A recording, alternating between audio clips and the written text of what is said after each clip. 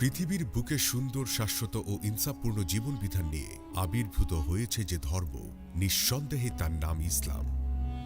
ইসলামের সূচনা লগ্ন থেকে আজ অবধি সমস্ত পৃথিবীর মানুষকে যে শিক্ষাগুলো দিয়ে এসছে, তার মধ্যে অন্যতম এক শিক্ষা হল ইনসাফ বা ন্যায় বিচার। তাই তো যুগে যুগে বড় বড় রথী মহারথীদের ন্যায় বিচারের নানা উদাহরণে আলোকিত হয়ে আছে ইসলামের ইতিহাস। আজ আপনাদের শোনাবো তেমনই এক ন্যায় বিচারের গল্প। সময়ের পাতায় তখন চলছিল 658 খ্রিস্টাব্দ। পৃথিবীর অন্যতম পরাশক্তি সাম্রাজ্য আরব দেশ তথা সমগ্র মুসলিম বিশ্বের খলিফা ছিলেন হযরত আলী রাদিয়াল্লাহু। একদিন সকালে তিনি বিভিন্ন সাহাবী ও তায়েবীদের সাথে নিয়ে বসেছিলেন দরবারে। এমন সময় দুজন মুসাফির আসলেন তার কাছে বিচার নিয়ে। তাদের দিকে তাকিয়ে হযরত আলী রাদিয়াল্লাহু বললেন, তোমাদের মধ্যে যে সবচেয়ে স্পষ্টভাষী সে প্রথমে বিস্তারিত বলো। অতঃপর একজন সামনে এগিয়ে এসে বলতে লাগলেন, হে আমিরুল মুমিনিন, আমরা দুজনেই ভ্রমণের উদ্দেশ্যে ঘর থেকে বের হয়েছিলাম। অতঃপর পথে চলতে চলতে ক্লান্ত হয়ে গেলে আমরা একটি গাছের ছায়ায় যাওয়ার জন্য বসি। আমাদের উভয়ের কাছেই ছিল শুকনো রুটি। তার মধ্যে আমার ছিল 5টি রুটি আর আমার সাথীর ছিল 3টি রুটি।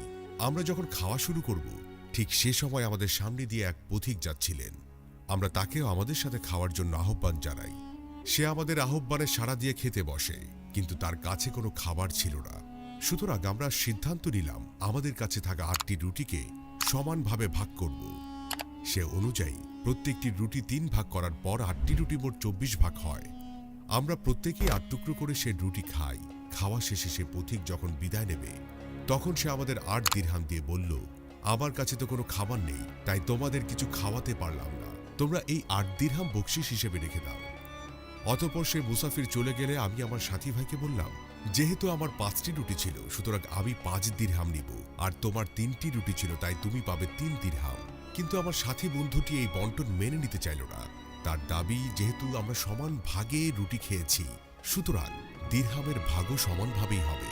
এবার আমিরুল মুমিনিন, আপনি বিচার করে বলে দেন কে কত দিরহাম পাব।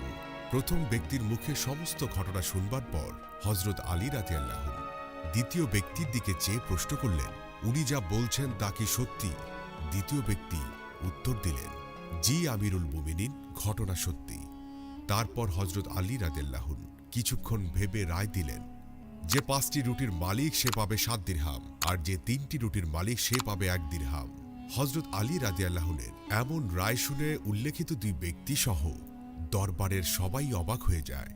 সবার চেহারা দেখে তাদের মনে জেগে ওঠে নানা সংশয় ও প্রশ্ন, এবং সেটা আলী রাদিয়াল্লাহু বুঝতে পারেন। অতঃপর তিনি তার রায়ের ব্যাখ্যা দিয়ে বললেন, যেহেতু তোমরা তোমাদের রুটি সমানভাবে ভাগ করে খেয়েছ, সেহেতু তোমরা প্রত্যেকেই 8 টুকরো করে রুটি আহার করেছ। আর মুসাফির ব্যক্তির কাছে যেহেতু কোনো খাবার ছিল না, সুতরাং সে তার 8 টুকরো রুটির জন্য তোমাদের 8 দিরহাম দিয়েছে। এখন তোমাদের মধ্যে যার 3টি রুটি ছিল, তার রুটিগুলো ভাগ করবার পর মোট টুকরো হয়েছিল 9টি। তার মধ্যে সে নিজে আহার করেছে 8টি এবং মুসাফিরকে আহার করিয়েছে 1টি, তাই সে 1 দিরহাম পাবে। অপরদিকে যার কাছে 5টি রুটি ছিল, তার রুটি ভাগ করবার পর মোট হয়েছে 15টি। সেই 15 টুকরোর মধ্যে সে নিজে আহার করেছে 8টি এবং মুসাফিরকে আহার করিয়েছে 7টি। সুতরাং অবশিষ্ট 7 দিরহাম পাওয়ার হকদার একমাত্র তিনিই। হযরত আলী রাদিয়াল্লাহুর এমন চৌকস এবং বুদ্ধিদীপ্ত রায়ের ব্যাখ্যা পেয়ে বিচার প্রার্থী দুজন মুগ্ধ হলেন এবং বিনা বাক্য ব্যয়ে এই রায় মেনে নিলেন।